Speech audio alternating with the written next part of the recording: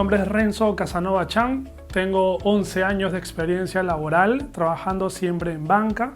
Actualmente me desempeño como funcionario de banca empresa en un banco peruano. He trabajado en el Banco de Crédito del Perú, he trabajado en el Banco Intrabank, he trabajado en un par de financieras y he asesorado a algunas empresas respecto a sus operaciones bancarias.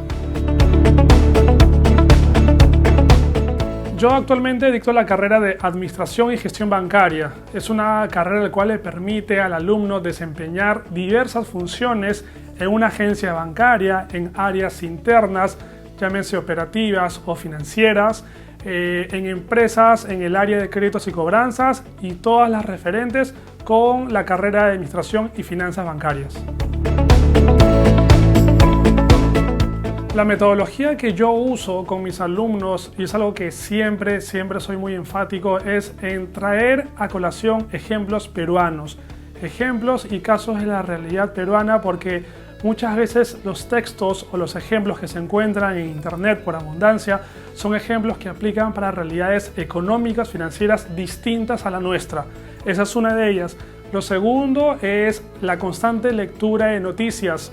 Las noticias económicas marcan el rumbo y las pautas de los países y de las empresas.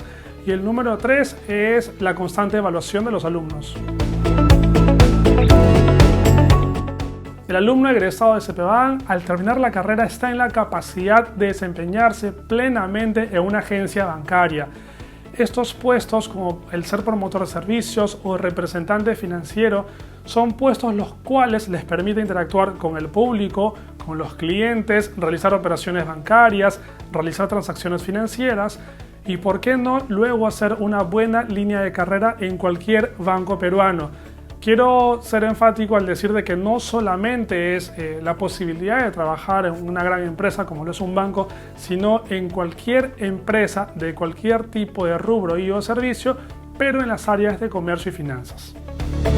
Chicos, y hago un llamado a ustedes para que decidan hoy mismo en pedir información, pedir los requisitos, cuáles son las condiciones para que ustedes puedan estudiar. No esperemos para mañana algo que podemos hacer hoy. Anímate, que estás aprovechando una muy buena oportunidad de estudiar en CEPEBAN.